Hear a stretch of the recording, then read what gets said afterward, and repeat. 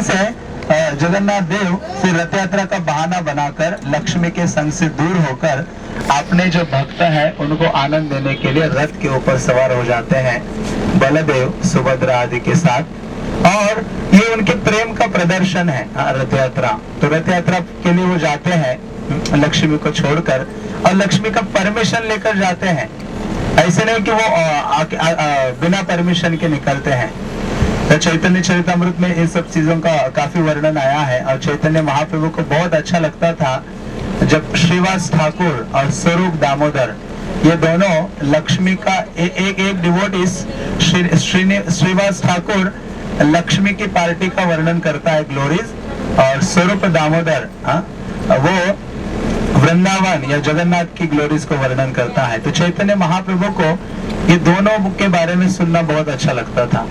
तो ऐसे कृष्ण अपनी पत्नी का परमिशन लेकर बाहर निकलते हैं रथ यात्रा के दिन और वो कहते हैं कि बस मैं 2 ही दिन के लिए जा रहा हूँ और अकेले नहीं जा रहा हूँ, मैं अपनी बहन सुभद्रा और बलराम के साथ जा रहा हूँ। तो वास्तव में जगन्नाथ या कृष्ण कभी भी बाहर लक्ष्मी की परमिशन से नहीं जाते हैं और लक्ष्मी भी कभी बिना उनके परमिशन से कहा नहीं जाती, उस स्थान को छोड़कर नहीं जाती। तो ऐसे लक्ष्मी का परमिशन लेकर भगवान जगन्नाथ निकलते हैं रथ यात्रा के लिए और अपने भक्तों को केवल आनंद प्रदान करने के लिए। तो इस प्रकार से स्नान यात्रा जगन्नाथ का एक बहाना है और इसका मेन उद्देश्य है कि वो अपने भक्तों को आनंद देना चाहते हैं और भक्तों के साथ विशेष लीलाओं का आदान प्रदान करना चाहते हैं। क्योंकि जगन्नाथ को भक्त वत्सल विग्रह कहा गया है। अलग अलग जो डीटीज है, अलग अलग अवतार है, भगवान के अलग अलग स्वरूप है, उनकी अलग अलग प्रमुखता है, अलग अलग विशेष क्वालिटीज को प्रकट करते हैं। तो जगन्नाथ की प्रमुख क्वालिटी है भक्त वत्सलता। भक्त वत्सलता का मतलब है वत्स, गाय का जो बछड़ा है उसको वत्स कहा जाता है ना, बछड़े को। तो वो गाय के बछड़े से ये भक्त वत्सलता शब्द आया है।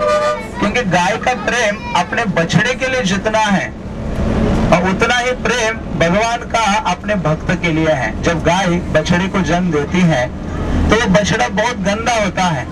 गाय के अलग अलग चीजों से ना ब्लड और कई चीजों से भरा होता है, उसके ऊपर एक स्किन का लेयर होता है।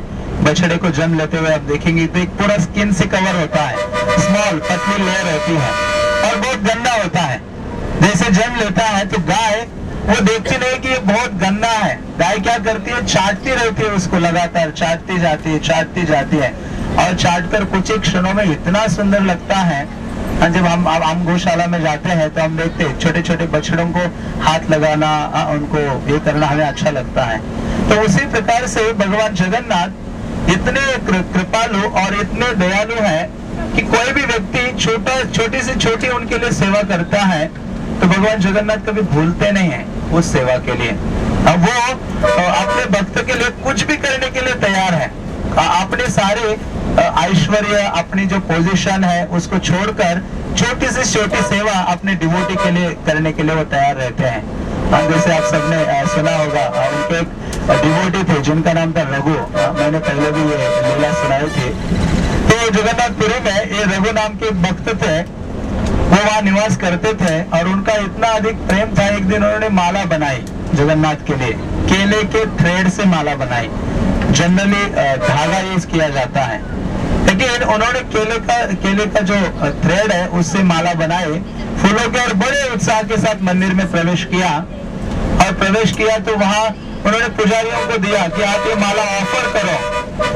तो पुजारी ने ये माला फेंकी और कहा ये तो अशुद्ध है, ये तो हम जगन्नाथ को ऑफर नहीं कर सकते, और उनको भगा दिया मंदिर से। तो जो रघु है उस माला को हाथ में लेकर, जो उन्होंने इतने प्रेम के साथ बनाई थी, अपना सारा जो आसक्ति और प्रेम है उस मालाओं में उन्होंने डाला था माला में। तो आकर बाहर सिंह द्वार जो मेन गेट है वहां आकर रोने लगे और सोए नहीं।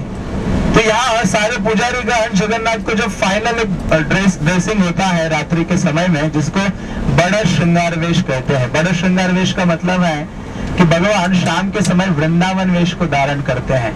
दिन में वो ऐश्वर्य द्वारका की भावना में होते हैं शाम के समय जगन्नाथ वृंदावन के विरह में उन्मत्त हो जाते हैं और वृंदावन वासियों के प्रति अपने प्रेम का प्रदर्शन या वृंदावन वासियों के प्रति जो उनका आकर्षण है या उसका स्मरण करने के लिए वो बड़ा श्रृंगार वेश केवल फ्लावर्स का वेश धारण करते हैं।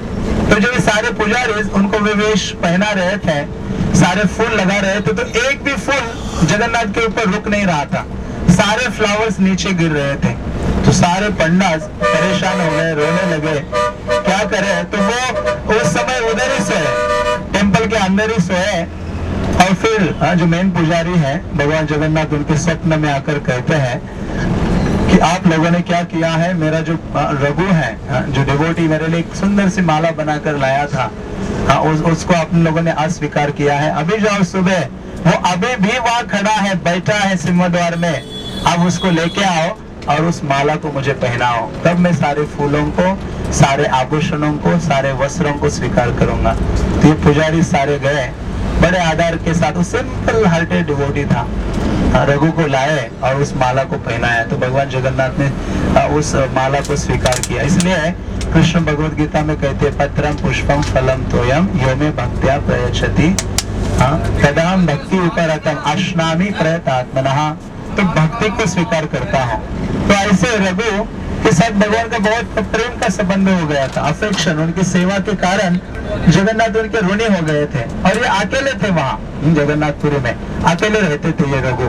तो रघु एक दिन बहुत बीमार हो गए, कुछ हफ्ते के लिए वो बीमार हो गए, मतलब इतने बीमार हो गए कि रघु को, और ये रघु ऐसे नहीं कि कुछ हजारों साल पूर्व घटनाएं नहीं, ये अंग्रेजों के समय ये रघु नाम के डिवोटी हुए थे।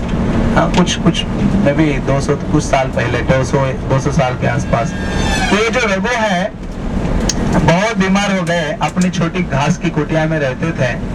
तो वहाँ कोई उनकी सेवा के लिए नहीं था, इतने अधिक बीमार कि वो अपने बेड से नहीं उठ सकते थे, वहां उनको मल मूत्र आदि त्यागना पड़ता था और अकेले थे। उनके पास ना कुछ खाने के लिए, कोई सेवा के लिए कोई नहीं था। तो भगवान जगन्नाथ को रहा नहीं गया, उनका हृदय अपने भक्त की स्थिति को देखकर पिघल उठता है और जगन्नाथ जी निकलते, अपने अल्टर को छोड़कर बाहर निकलते हैं एक ब्राह्मण बालक के रूप में।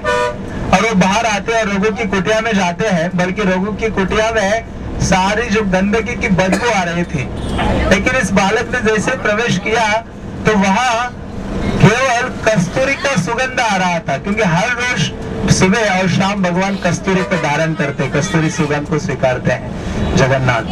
तो वो रघु समझ गया और भगवान उनकी सेवा करने लगे, सारा हर प्रकार से उस रघु की सेवा की उन्होंने, सब क्लीन करना, उनके लिए फूड देना, उनके लिए फ्रूट्स देना, सारी चीजें। तो रघु जान गए कि ये तो स्वयं कृष्ण है।